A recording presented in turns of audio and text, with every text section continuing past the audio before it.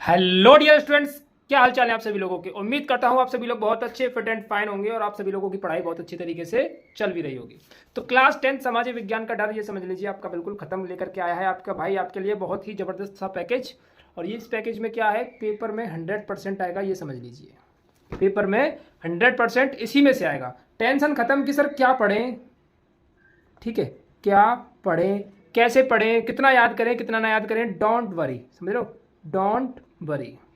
कुछ चिंता करने की ज़रूरत नहीं है, कुछ भी चिंता करने की ज़रूरत नहीं है, क्योंकि क्लास 10 समाज विज्ञान 2025 के पेपर की जिम्मेदारी आपके भाई के हाथों में आ चुकी है। तो इसी के साथ आज के सेशन की शुरुआत करते हैं।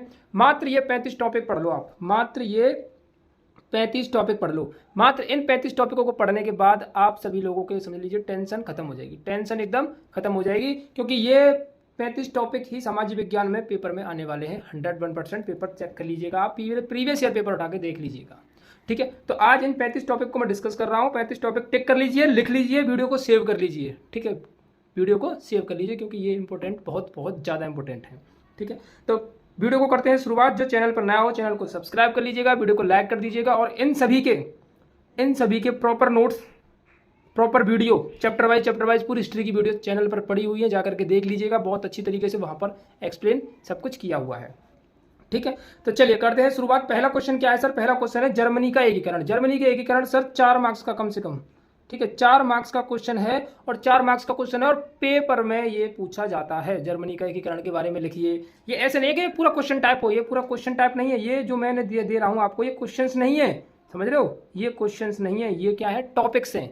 क्या है, ये टॉपिक्स हैं कि जो आपको पढ़ने हैं, और जिनको पढ़ने के बाद आपकी समस्या का निदान हो जाएगा, ठीक है, आपकी समस्या सुलझ जाएगी। इनको बस टॉपिकों को अच्छी तरीके से पढ़ लीजिए।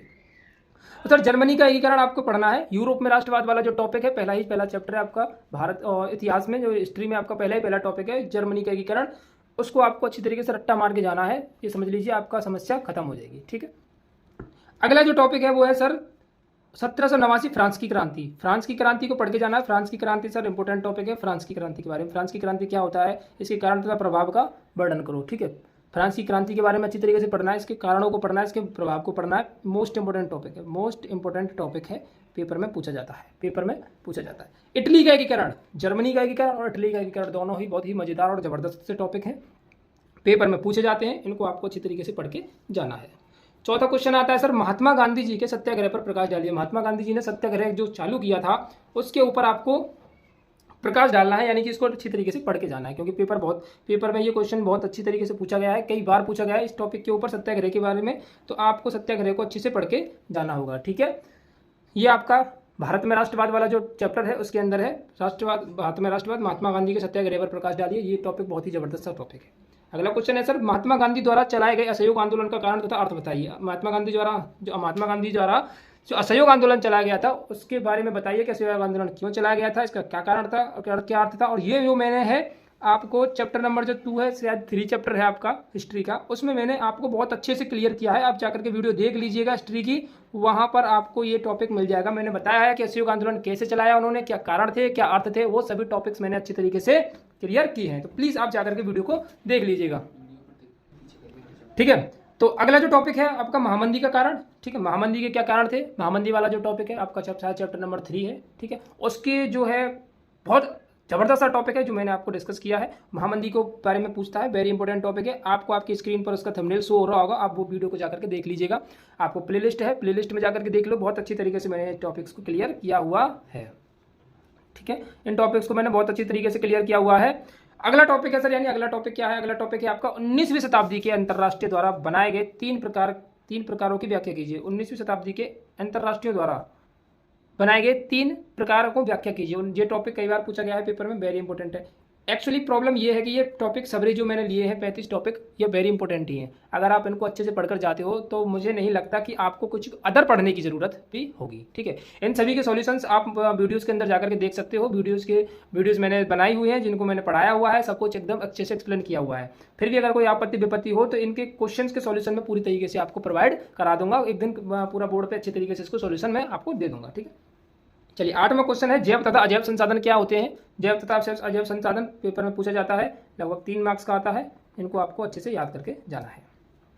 पहाड़ी क्षेत्रों में मृदा अपरदन तथा रोकथाम को लिखिए। पहाड़ी क्षेत्रों में मृदा अपरदन क्या होता है, उसकी रोकथाम के बारे में समझाइए। पहाड़ी क्षेत्र में कि मृदा अपरदन को कैसे रोकें, कैसे क्या करें, ये टॉपिक भी पेपर में पूछा जाता है। ठीक है, अगला है 10th क्वेश्चन जो है क्या है आपका 10th क्वेश्चन है जैव विविधता क्या है। जैव विविधता क्या है, कारण बताइए। सर बहुत ही जबरदस्त और वायरल क्वेश्चन है, बहुत ही जबरदस्त और वायरल क्वेश्चन है, बहुत ही जबरदस्त और वायरल क्वेश्चन है, पेपर में कई बार पूछा गया है। सो प्लीज प्लीज प्लीज इसको अच्छे से पढ़ के जाना। ठीक है, चलो 12वां क्वेश्चन, काली मिट्टी का वर्णन करो। काली मिट्टी के बारे में बताना है, काली मिट्टी क्या होती है, कैसी होती है। ठीक है, इसके क्या कारण है, क्या क्या फायदे हैं, क्या नुकसान है, ये सब चीज़ें आपको बतानी है। इसमें फसल कौन सी होती है, इसके मुख्य कारणों को लिखिए, कहाँ पर पाई जाती है, कौन सा राज्य है, इसके बारे में अच्छे से पढ़ के आपको जाना है। ठीक है, अच्छा 13वां क्वेश्चन, देखो 13वें क्वेश्चन को डिस्कस करने पहले मैं आपको बता दूं कि आपके जो पूरा चैनल है, हमारा जो चैनल है आपको लोकेश रावल एकेडमी, पूरा टोटल फ्री ऑफ कॉस्ट आपको सब चीज़ें, नोट्स वगैरह, सभी क्लासें आपको 10th की 12th की सभी क्लासेस आपको वहाँ पर अवेलेबल है। आप जाकर के वहाँ से, अगर आपने अभी भी कुछ नहीं पढ़ा है, अभी भी आपको ऐसा लग रहा है कि कुछ नहीं पढ़ा है, तो आप जाकर के क्लासेस ज्वाइन कर लो। वहाँ पर आपको सब कुछ फ्री ऑफ कॉस्ट मिलेगा। आपकी समस्या का टोटल प्रॉब्लम का सोल्यूशन आपको वहाँ पर मिल जाएगा। सभी क्लासें अपडेटेड वाई हैं, सभी क्लासेज आपकी डिजिटल्ड हैं, सभी क्लासेस पीडीएफ्ड हैं, सभी टॉपिक्स आपके अच्छी तरीके से एक्सप्लेन्ड है, ज़बरदस्त नोट्स के साथ पढ़ाया गया है। तो आप वहाँ पर जाकर के एक बार जरूर देखें कि आपको अगर अच्छा लगे तो आप उसको ज्वाइन कीजिएगा। ठीक है, और कोई आपत्ति परेशानी होती है तो आप व्हाट्सएप ग्रुप ज्वाइन कर लीजिए, डिस्क्रिप्शन में लिंक है, वहाँ पर आप ज्वाइन करोगे तो आपको सभी जो दिक्कतें होंगी उनका समाधान आपको हो जाएगा। क्वेश्चन नंबर 14 है आपका, भारतीय कृषि की क्या विशेषताएं, इसका वर्णन करो। भारतीय कृषि की क्या विशेषताएं, इसका वर्णन करो। ये टॉपिक बहुत अच्छा है, ये पेपर में पूछा जाता है।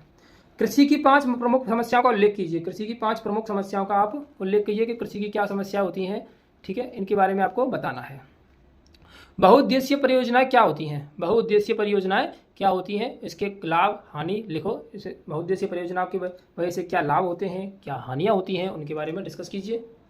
ठीक है, ठीक है, तो बहुउद्देशीय परियोजना क्या होती है, इसके लाभ लिखिए, क्या हानि है, क्या नहीं है। इनके सभी के टॉपिक्स के डिस्कशन के लिए अगर आपको क्वेश्चन सॉल्यूशन दिक्कत आ रही है तो मुझे बता दीजिएगा, मैं पूरा सॉल्यूशन आपको कंप्लीट प्रोवाइड करा दूंगा। ठीक है, दिक्कत नहीं लेनी, आपका भाई आपके साथ है। अब की बार का जो टारगेट है 100%, यानी कि आपका 90+ का टारगेट है।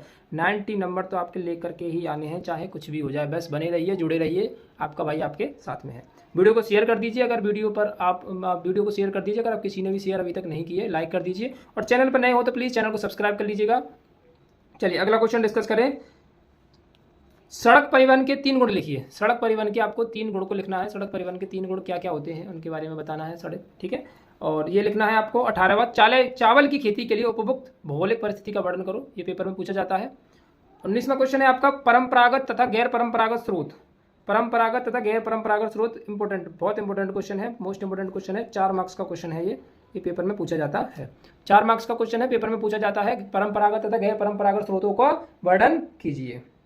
ठीक है डियर, किसी को कोई आपत्ति परेशानी हो तो प्लीज मुझे कमेंट करके जरूर बताइएगा। अच्छा 20वां क्वेश्चन डिस्कस करते हैं, और 20वां क्वेश्चन है, ऊर्जा के गैर परंपरागत स्रोतों का वर्णन कीजिए। दोनों क्वेश्चन एक दूसरे से रिलेटेड हैं, दोनों क्वेश्चन एक दूसरे से रिलेटेड है। 21वां क्वेश्चन, 1992 के संविधान संशोधन से पहले और बाद के स्थानीय शासनों को 2 अंतर लिखिए। जो 2 अंतर लिख ले हैं कि 1992 के संविधान संशोधन से पहले का शासन और बाद का शासन क्या था, पहले और बाद के शासन क्या था, इसके बारे में आपको बताना है। 5 बजे आपकी एक लाइव क्लास होती है डेली की MCQ सीरीज की, उसको ज्वाइन कीजिए। फिजिक्स आपकी चल रही है, फिजिक्स आपकी खत्म हो गई है, बायोलॉजी चलेगी आपकी, फिर केमिस्ट्री भी आपकी खत्म हो चुकी है, मैथ भी आपकी खत्म हो चुकी है। अब तो धुआंधार रिवीजन है। और एक और इंपॉर्टेंट नोटिस आपके लिए, 1 सितंबर से आपकी रात के 8 बजे मैथ्स की लाइव क्लास हो करेगी रिवीजन की, उसको डेली ज्वाइन किया कीजिएगा, जिससे कि आपका मैथ का बहुत बढ़िया से ज़बरदस्त तरीके से रिवीजन होगा। प्रीवियस क्वेश्चन डिस्कस करेंगे हम, पेपर सॉल्यूशन करेंगे हम, सब चीज़ करेंगे। यानी कुल मिला के अब की बार का जो टारगेट है तुम्हारे भाई का, एकदम ज़बरदस्त सा टारगेट लेकर चला है। और अब की बार आपके जो है नंबरों का ये समझ लीजिए पुल बना देना है, इतनी अच्छी तरीके से पढ़ाई करनी है। ठीक है, चलिए अगले क्वेश्चन को डिस्कस करें। अगला क्वेश्चन क्या है, अगले क्वेश्चन के बारे में देखते हैं। अगला क्वेश्चन है सर, संघवाद क्या होता है। संघवाद क्या होता है, यानी संघवाद क्या होता है। 2 संघों को साथ को मिलकर चलना ही संघवाद कहलाता है। इसकी प्रमुख विशेषता क्या है, इनको बताइए। ठीक है, प्रमुख विशेषताओं के बारे में बताइए, इनकी विशेषता। अच्छा, विशेषताओं के ऊपर आपको ज़्यादा जोर देना है। किसी भी टॉपिक के ऊपर विशेषताएं, उसके कारण, उसके टॉपिक, इनको अच्छी तरीके से रिवीजन करना है। और ये रिवीजन मैं आपको जरूर कराऊंगा दोबारा से मैराथन क्लास के अंदर, ये रिवीजन आपको मैं दोबारा जरूर कराऊंगा। 23वां क्वेश्चन है सर, गठबंधन की सरकार से आप क्या समझते हो। जिस बार अब की बार जो हमारे भारत के अंदर गठबंधन की सरकार बनी है, गठबंधन की सरकार क्या होती है? जब दो सरकारें, दो गुट आपस में मिलकर, तीन गुट आपस में मिलकर अपनी सरकार बना लेते हैं, उसको क्या बोलते हैं? गठबंधन की सरकार। इसको पूरा कंप्लीट आपको पढ़ना है, अच्छे से रिवीजन करना है, क्योंकि अब की बार गठबंधन की सरकार बनी है, हो सकता है कि अब की बार पेपर में भी क्वेश्चन आ जाए गठबंधन की सरकार का, हो सकता है कि नहीं? तो आप प्लीज इसको अच्छी तरीके से एक्सप्लेन कर पढ़िएगा। परिवहन तथा संचार के साधनों किस देश का परिवहन तथा संचार के साधन किसी देश की जीवन रेखा क्यों कहा जाता है? परिवहन तथा संचार के साधन किसी देश की जीवन रेखा क्यों कहा जाता है? क्यों वाले क्वेश्चन तो ज़्यादा परेशान करते हैं सर हमको, तो इनकी दिक्कत नहीं लेनी है, ये बस आपको पढ़ के जाना है। अगर परेशान कर रहे हैं तो मुझे बता दीजिएगा, अपनी परेशानी का जो भी आप चीज़ को परेशान करेगा, मेरे बच्चों को कोई भी परेशान नहीं कर सकता, मैं हूँ साथ में, तो डरने की कोई बात नहीं है। 25वां क्वेश्चन, लोकतंत्र क्या होता है? लोकतंत्र क्या होता है? ठीक है, लोकतंत्र क्या होता है? अच्छा क्वेश्चन है, इंपॉर्टेंट क्वेश्चन है और कई बार पूछा भी जा चुका है। अच्छा सर, इसको देखें, इसको क्या देखें, ये कौन सा क्वेश्चन है? 26वां। लोकतंत्र किस तरह उत्तरदायी, जिम्मेदार और वैध सरकार का गठन करता है? जिम्मेदार और वैध सरकार का गठन करता है। जिम्मेदार और वैध सरकार का गठन करता है। लोकतंत्र क्या है? लोकतंत्र किस तरीके से सरकार का गठन करती है? चलिए आगे, अगला क्वेश्चन है आपका, क्वेश्चन नंबर है 27। लोकतंत्र के सम्मुख प्रमुख चुनौतियां क्या होती हैं? इसका वर्णन कीजिए। लोकतंत्र से कई क्वेश्चन पूछे जाते हैं, इसलिए मैंने इनको लिया है। संगठित कार्य से आप क्या समझते हैं? संगठित कार्य से आप क्या समझते हैं? यानी संगठित कार्य क्या होते हैं, इससे आप क्या समझते हैं, इसके कारण क्या है, इसकी विशेषता क्या है, इसके लाभ क्या है, इसकी हानि क्या है, इनको पढ़ के आपको जाना है। और कोई भी वीडियो को, कोई भी क्वेश्चन को हल्के में नहीं लेगा। आप अगर कोई भी हल्के में ले रहा है तो ट्रायल मार सकता है। इन 35 क्वेश्चन को अच्छी तरीके से पढ़ ले और प्रीवियस क्वेश्चन को लगा के देख ले, देखते हैं फिर कितना अच्छा स्कोर आता है आपका, समझ लो ना। तो अच्छी तरीके से पढ़ो, बस इन क्वेश्चन को पढ़ लो, जबरदस्त तरीके से तैयारी हो जाएगी आपकी। 29वां क्वेश्चन, भारत में अभी भी जातिगत समानता है, इसके बारे में आप क्या कहोगे? तो ये सर, ये तो कुछ कहने लायक है ही नहीं, क्योंकि ये तो बहुत पुरानी परंपरा चलती हुई आ रही है, तो इसको आपको अच्छी तरह पढ़ना है। भारत में अभी भी जातिवाद परंपराएं हैं, तो इसके बारे में आपको अच्छे से पढ़ना है। क्वेश्चन नंबर 30 है सर, यूएडीपी का मापदंड क्या है, इसका क्या उपयोग है? इसको आपको अच्छे से पढ़ना है। यूएडीपी का मापदंड क्या है, इसका क्या उपयोग है? 31वां, विकास मापने का यूएडीपी का मापदंड किन पहलुओं में विश्व बैंक के मापदंडों से अलग होता है? ये आपको पढ़ के जाना है। 32वां क्वेश्चन है सर, वैश्वीकरण से के मापदंड से आप क्या समझते हैं? वैश्वीकरण से आप क्या समझते हैं? वैश्वीकरण इंपॉर्टेंट टॉपिक है। ग्लोबलाइजेशन, वैश्वीकरण, ग्लोबलाइजेशन बहुत अच्छा टॉपिक है, आपके चैप्टर नंबर 2 का या 3 का है, इतिहास का।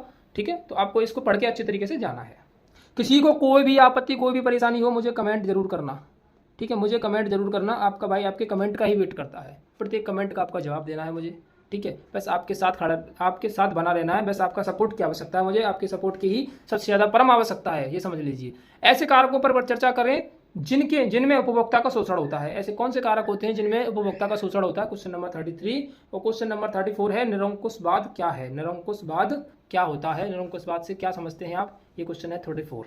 तो ये थे आपके very very very important question जो आपके पेपर में पूछे जाएंगे। ठीक है, तो आपको ये बहुत अच्छी तरीके से पढ़ के जाने हैं। किसी को कोई भी समस्या, कोई भी परेशानी, कोई भी दुख दर्द पीड़ा हो तो मुझे कमेंट करके ज़रूर बताइएगा। आपके दुख दर्द पीड़े का निदान करना मेरा परम धर्म है। ठीक है, तो आप यूट्यूब चैनल को सब्सक्राइब कर सकते हो, लोकेश राहुल अकेडमी। आप इंस्टा को भी आप जाकर के चेक कर सकते हो, वहाँ पर आपको नोट्स वगैरह सब कुछ मिलते रहते हैं। ठीक है, किसी को कोई भी दिक्कत, कोई भी परेशानी हो तो मुझे बताना। मिलते हैं अगले वीडियो के अंदर, और इनके अगर सॉल्यूशंस चाहिए तो वो भी मुझे आपको बता सकते हो। ठीक है, चलिए मिलते हैं अगले वीडियो के अंदर। तब वीडियो देखने के लिए, वीडियो को यहाँ तक समझने के लिए बहुत बहुत धन्यवाद आप सभी का।